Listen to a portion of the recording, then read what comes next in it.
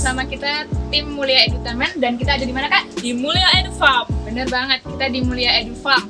Habis ini kita mau ngapain sih Kak? Jadi habis ini kita akan belajar mengenai tanaman hias, tentang jenis-jenisnya, bagaimana perawatannya, pokoknya tentang segala sesuatu tentang tanaman hias. Ya bener banget. Siapa sih yang bakalan ngejelasin Kak? Jadi hari ini kita akan bersama orang spesial, yaitu Pak Didi. Wah, pasti seru banget ya teman-teman. Oke, langsung aja ya. Yuk kita langsung aja ketemu Pak Didi. Oke, cus, come on. Assalamualaikum Pak Didi. Waalaikumsalam. Yes. Jadi- Selamat datang Iya, Pak di Didi. Mulia Edu Farm Blitar ya. Iya. Ya, jadi kami di sini mau belajar tentang tanaman hias ya. Jadi di sini kita mau belajar tentang bagaimana cara merawat tanaman hias. Jadi Iya. kita mau belajar ke panjenengan Pak Didi hari ini. Ya, silahkan. Di sini tuh ada banyak macam-macam tanaman ya, anggrek juga. Jadi silahkan nanti apa yang mau ditanyakan, mau dipelajari silahkan ya. Oke teman-teman, mari kita cus kepoin. Wah, tanaman hias di sini pasti seru abis deh. Yuk, yuk.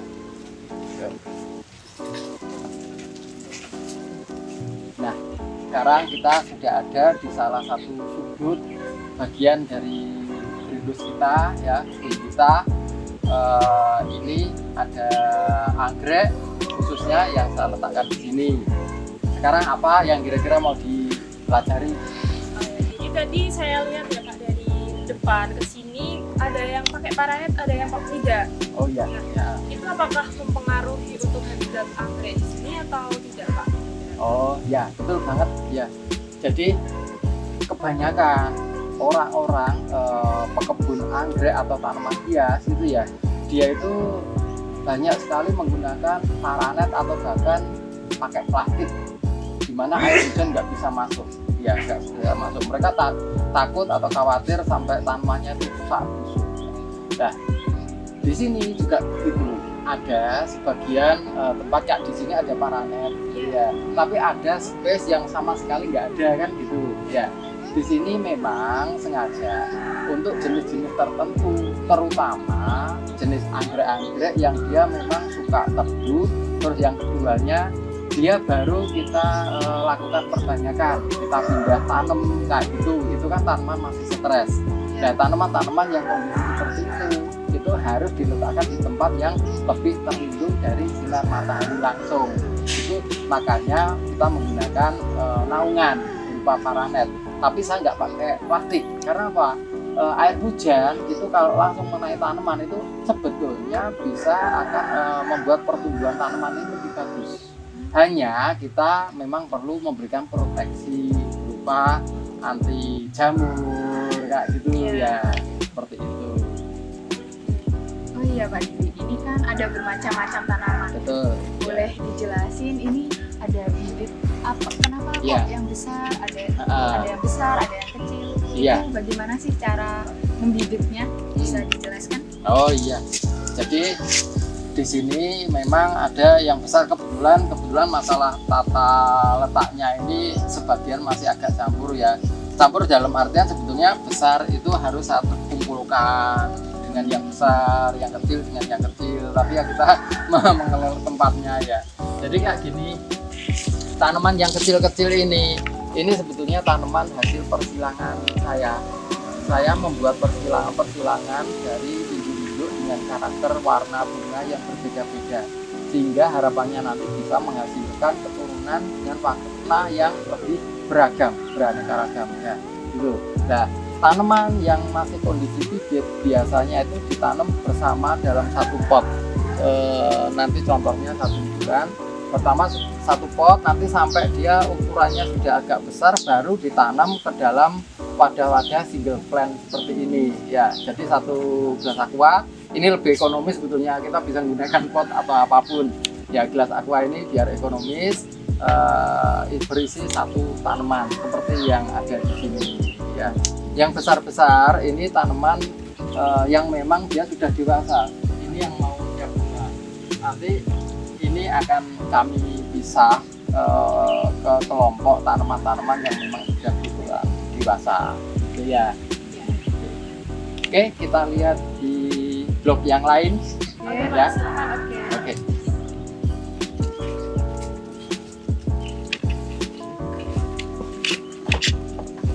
Nah, sekarang kita di meja yang beda ya Iya. dari tadi. Di sini jenis tanamannya berbeda dari yang pertama tadi. Ya, monggo silakan. Apa yang mau ditanyakan? Oke, jadi kalau saya amati Pak ya, ini kan ada beberapa tumbuhan yang terlihat layu Pak. Iya, Ini bagaimana? Apakah dia mau mati Oh, atau iya. bagaimana itu kira-kira? Iya. Ya, jadi memang di meja ini itu adalah tanaman-tanaman hias non anggrek kebanyakan ya rata-rata Iya. yang memang baru selesai kita lakukan propagasi atau perbanyakan ya. Jadi perbanyakan tanaman-tanaman ini dilakukan secara splitting, pemotongan anak, pemotongan bagian tumbuhan gitu ya, ataupun dia dari umbinya atau dan lain-lain tergantung jenis masing-masing tanaman. Nah, tanaman yang baru kita pisah seperti itu atau kita split seperti itu biasanya kan memang dia nggak bisa langsung segar, dia layu. Dia layu, terus kemudian pelan-pelan dia akan segar, sehat dan mulai bertumbuh seperti itu. Ya, itu makanya di sini banyak yang sebagian nggak fresh, sebagian sudah fresh kayak ini. Ini kan sudah segar, dia Iya. sudah tumbuh dengan bagus. Nah, ini memang belum lama diperbanyak ditanam ya. Jadi tanamannya itu proses sampai segar kembali itu memang butuh waktu. Nah, masing-masing tanaman beda-beda kemampuan adaptasinya. Kalau biasanya itu berapa lama Pak adaptasinya? Adaptasinya Iya. masing-masing tanaman berbeda-beda ya. Iya. Ada yang kadang-kadang 3 hari itu dia sudah mulai tampak segar. Ada yang dia itu sekitar 1 sampai 2 minggu baru mulai tampak segar. Seperti Gitu. itu. Jadi ini bukan karena mau mati Pak ya, tapi karena mau baru Iya, dibiarkan. baru Iya. diperbanyak. Ya. Terus kalau untuk jenisnya Pak di sini kan banyak banget ya Iya. saya rasa nih. Apa aja nih Pak kira-kira jenis variannya gitu? Ya, jadi di meja ini saya letakkan ada banyak sekali jenisnya. Ya, beberapa di antaranya kayak ini kecil, bibit kecil. Ini yang baru saya pisahkan dari induknya. Ini pernah dengar Sente variegata? Sente variegata. Iya. Sekarang Iya. ini lagi rame-ramenya booming diekspor. Iya. Ya, jadi ada barang berapapun ribuan itu dibeli semua. Iya. Kemarin udah banyak sekali. Yang ini yang baru misah ya, itu Sente. Terus ada ini tarantula ya, kuping Tarantula. gajah, Oh, kuping gajah tarantula, Anthurium tarantula. Yang baru saya split juga ya. Terus ini ada Scindapsus. Nah, Scindapsus ini juga baru di-split. Baru di-split potong batang. Ya, stek. Tuh, cutting batang. Nah, ini ada Calathea, ada Caladium ya. Bahkan Aglonema juga ada, macam-macam, banyak sekali jenisnya ya. Banyak banget ya Pak. Oke Pak, untuk medianya sendiri sepertinya berbeda-beda ya Pak? Iya, Pak? Boleh iya. dijelaskan ini medianya apa aja sih Kak? Apa aja sih Pak? Iya, iya. Kalau media tanam memang betul sekali, masing-masing tanaman juga membutuhkan media yang tidak sama. Ada tanaman-tanaman tertentu yang dia itu mintanya itu cenderung lembab basah, bahkan ada yang dia itu minta kering, nggak mau terlalu basah seperti itu. Contoh misalkan ini begonia ya, begonia yang baru saya tanam. Begonia ini saya kasih media black moss atau black moss kombinasi ada wheat moss. Wheat moss itu dari lumut yang dikeringkan. Lumut yang dikeringkan itu Ah, namanya Wheat Wheat moss. moss. Nah, wheat moss itu sama black moss itu sebetulnya akar dari kadaka, moss Akar. hitam. Iya. Terus saya campur dengan pupuk organik lah ya, pupuk Iya. organik sama sedikit tanah, seperti itu campuran. Terus ada yang dia cenderung suka sebetulnya agak kering medianya, misalkan coba sambil ini. Nah, ini saya menggunakan bawahnya moss juga, tapi toppingnya saya kasih batu malang, Batu Malang. pasir malang ya. Ini hitam-hitam ini. Nah, ini supaya nggak terlalu lembab di permukaan, sehingga daunnya ini nggak resiko busuk gitu ya. Kalau bawahnya, jadi bawahnya itu media moss tadi, di atasnya sebagai topping saya kasih pasir malang. Pasir Malang. Sehingga ini cepat kering kan karakternya. Untuk pasir Malangnya sendiri tuh Ya. dari mana Pak? Emang dari Malang? Iya, memang banyak dihasilkan di daerah Malang ya, yang distribusi pasir Malang itu makanya pasirnya khas, warnanya hitam seperti ini ya, pasir Malang. Nah ini bagus sekali untuk jenis-jenis, kadang-kadang untuk topping bonsai, untuk tanaman-tanaman kering ya seperti itu. Nah. Oke, kita ke blok yang lain ya. Oke, Beda. Pak. Oke, mari.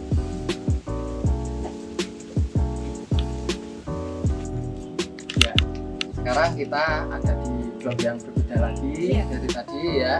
Kalau yang tadi kita sudah di blok pembibitan untuk anggrek, persilangan, kemudian kita di propagasi, diperbanyakan ya tanaman yang masih kecil-kecil.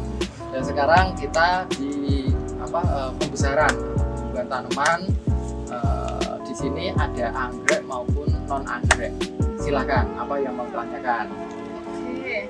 Untuk tanaman ini sendiri, ini jenis tanaman apa sih Pak? Ini, Ya, ada kayaknya cantik. cakep ya. Toto. Nah, ini tanaman begonia.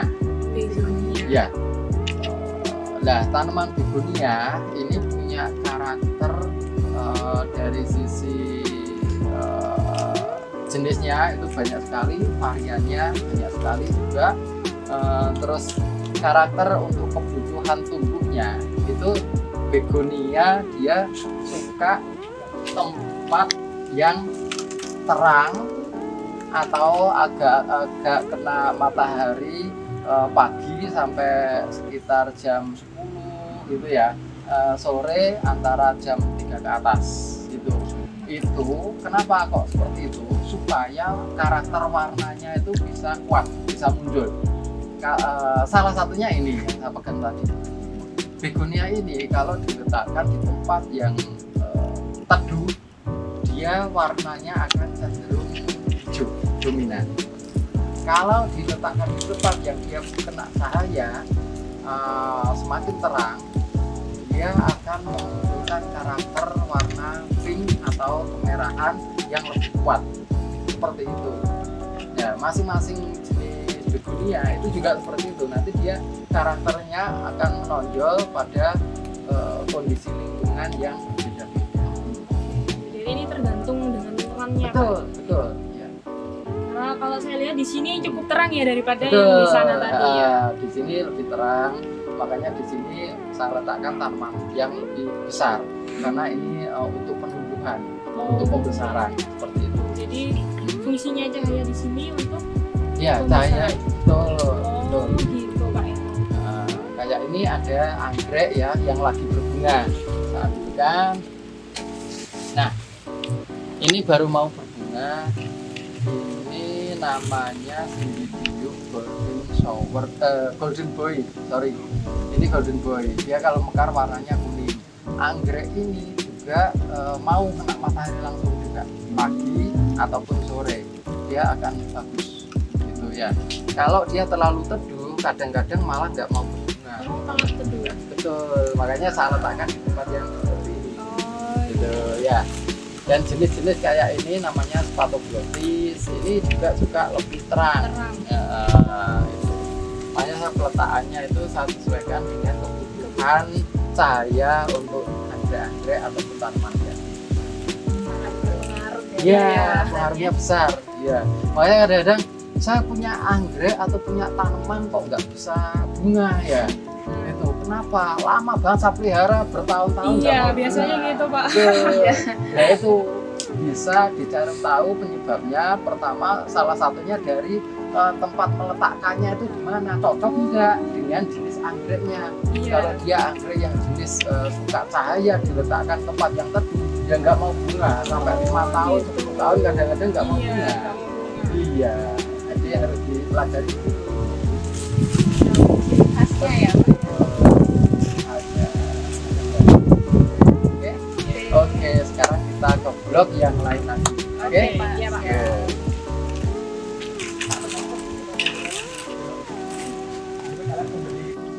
Nah, sekarang kita sudah geser di blok yang lain lagi. Di sini ada anggrek yang berbeda dari biasanya. Artinya dari biasanya itu sebetulnya dia adalah anggrek yang memiliki karakter luar biasa dan sangat langka. Ya, baik di luar negeri maupun di Indonesia. Jadi saya penasaran nih Pak, maksudnya langkanya itu langkanya yang bagaimana gitu? Ya, ya, langkanya itu karena pertama anggrek ini memang di luar negeri memang dia masih kelas sangat dilindungi juga ya di luar negeri. Sangat dilindungi, dia tumbuh endemik di Brasil, dan cenderung dataran tinggi. Di Indonesia anggrek ini setahu saya sangat jarang sekali diperjualbelikan, bahkan secara umum ya sangat jarang sekali. Setahu saya saat ini yang koleksi ada di sini Jawa Tengah, daerah Purworejo sama Bali. Ada 3 orang yang garap ini ya, gitu. Sehingga cari anggrek ini di Indonesia juga sangat sulit. Gitu. Terus anggrek ini tumbuhnya di dataran tinggi, ya orang-orang yang sudah nanam, tapi ditanam ternyata saya tanam di dataran rendah, ketinggian cuma 185 dpl di atas permukaan laut, bisa tumbuh dengan bagus dan berbunga. Itu yang spesial. Iya, saya banget. Keren ya. Keren banget. Ya. Itu gimana Pak? Kira-kira dia kok bisa adaptasi gitu di sini? Itu gimana? Betul. Jadi Ya. tadi, yang menjadi kuncinya di sana. Bahkan para kolektor, kebetulan kita tergabung di komunitas Slipper Orchid Indonesia. Slipper Orchid itu komunitas salah satu jenis anggrek, spesies anggrek tertentu yang ada di dalamnya itu Nepenthes dan Praguipedilum. Nah, anggrek kantong semar. Nah, itu. Nah, yang ini adalah Praguipedilum versi. Ya. Terus menjawab pertanyaan tadi, kuncinya adalah ada di adaptasi. Ya, jadi lingkungan yang ada di sini memang sengaja saya kondisikan sedemikian rupa sehingga meskipun dia ada di dataran rendah, kita berada dataran rendah, tapi lingkungannya kan terasa sejuk, dingin gitu ya. Nah, itu yang dibutuhkan oleh tumbuhan untuk beradaptasi. Kalau kita memaksa dia di lingkungan panas, padahal dia sebetulnya tumbuhnya di daerah yang sejuk, dingin, dia akan kesulitan. Bukannya pasti nggak bisa, bukan, tapi akan kesulitan. Ya. Kesulitan dia bisa gagal atau bisa berhasil.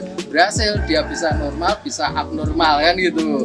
Nah, tapi kalau kita mengkondisikan lingkungan, paling tidak itu mendekati dengan kebutuhan tumbuhnya, maka tanaman itu setidaknya nggak akan terlalu kesulitan untuk menyesuaikan. Soalnya kan kalau biasanya Pak ya di masyarakat ini kan stigmanya kalau tanaman yang ditanam di dataran tinggi kalau kita bawa ke dataran rendah ini nggak bisa. Betul sekali. Memang Ternyata bisa ya. Bisa. Ya. Tadi yang saya katakan kaitannya dengan adaptasi ya.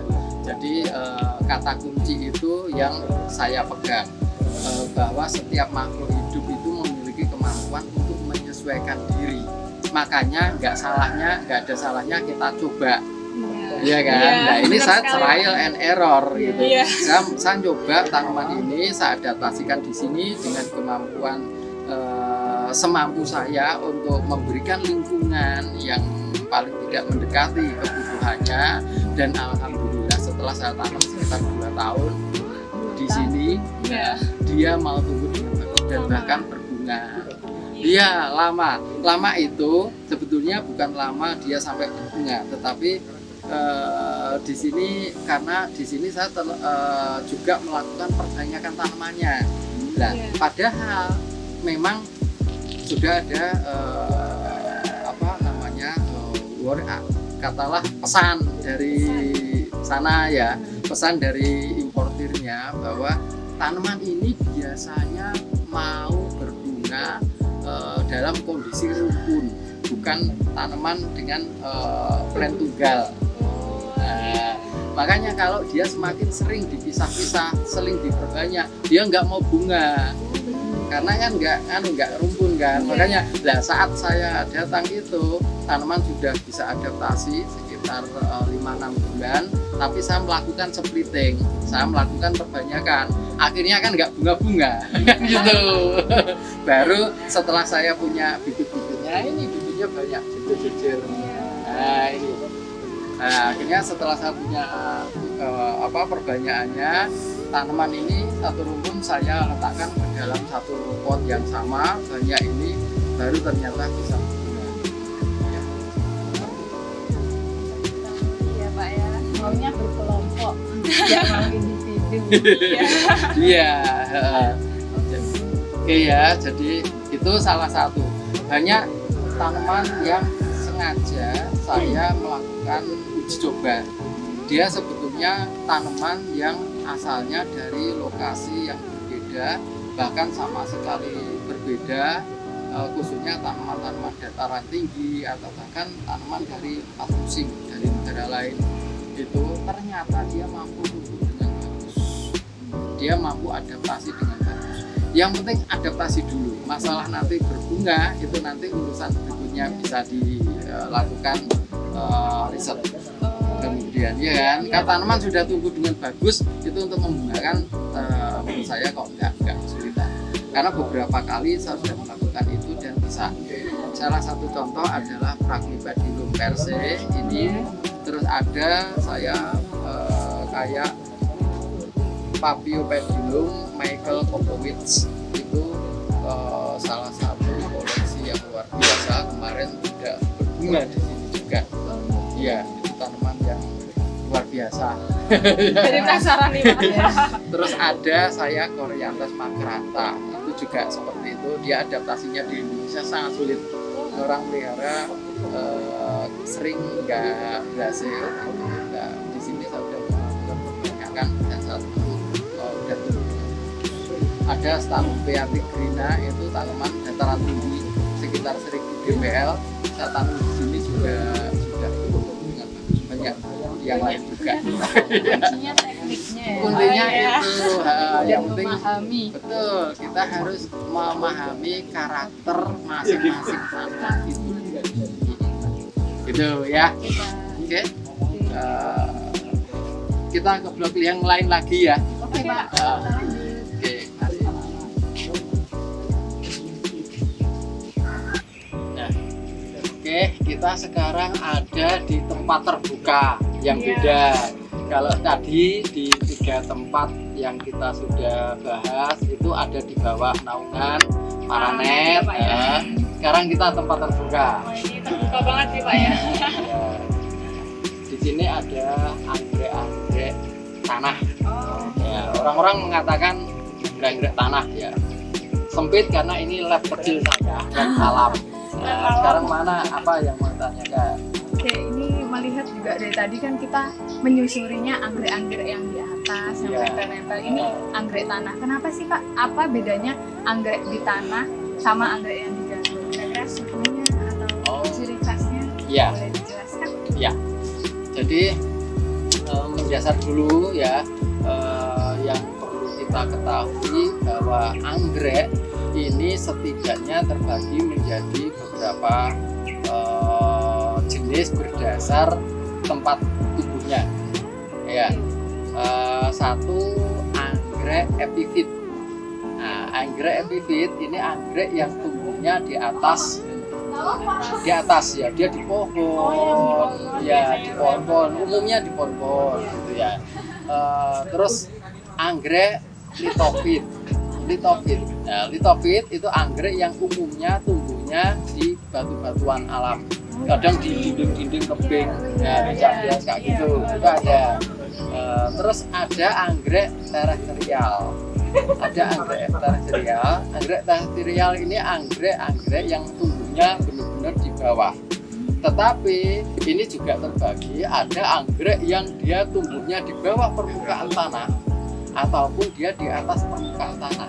Sehingga meskipun dia tumbuh di atas di tanah, seolah-olah di tanah, dia sebetulnya tidak benar-benar pada tanah, tumbuhnya di tumpukan humus di hutan.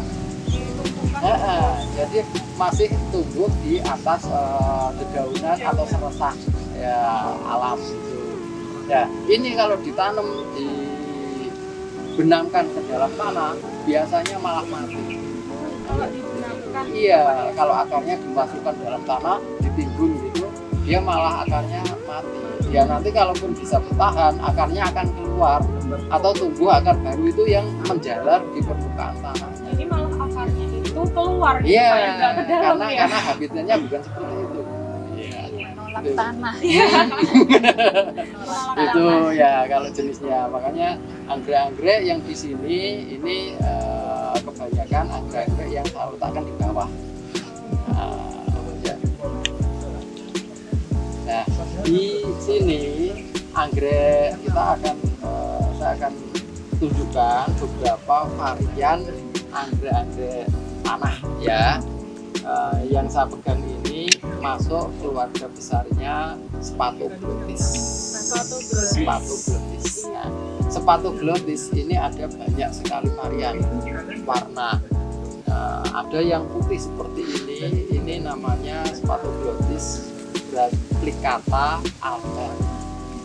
Nah, ini umumnya warnanya ungu. Nah, kayak ini. Ini ungu Pak ya. Nah, ini ungu seperti ini. Ungu polos, umumnya seperti itu. Ya. Nah ini normal. Nah, saat dia tidak normal, Ini Pak jadinya. warnanya menjadi putih seperti alba. Itu sebetulnya kan dari istilah albino. Oh, albino. Akhirnya juga bisa albino Pak ya. Bisa. Jadi warnanya alba itu warnanya putih. Terus ada yang warna kuning juga ya. Itu biasa disebut aureum atau aurea. Aureum.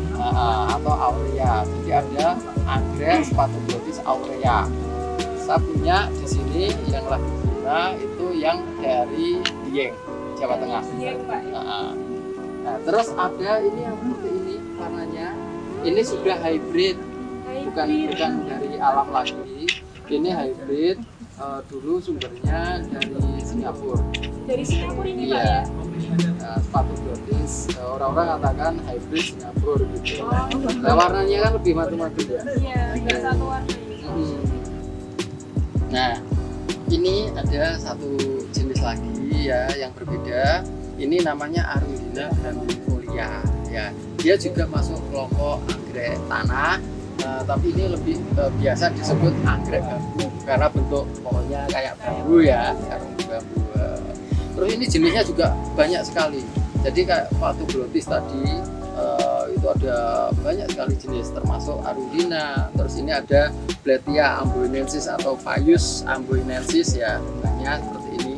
Nah ini tuh tak petir apa? Nah ini Bletia amboinensis. Nah, ini kelompok Paius, juga kelompok Terrestrial orchid. Ini variannya juga banyak sekali, gitu ya. Nah ini, jadi anggrek-anggrek tanah, anggrek-anggrek terrestrial ini menjadi anggrek yang fokus kita garap di sini untuk lakukan persilangan sehingga kita harapannya ke depan bisa menghasilkan varian-varian baru dan kita bisa daftarkan secara internasional. Mantap Banget banget, Pak. keren banget ya anggrek-anggrek. Iya. Ada yang tanyakan lagi kira-kira di blog ini? Mungkin cukup ya. Cukup? Iya. Oke. Tugasnya banyak banget. Capek. Iya. Seru Oke, banget. sekarang kita istirahat ya. Oke, boleh, Pak. Mari, Oke, mari. cus. Oke.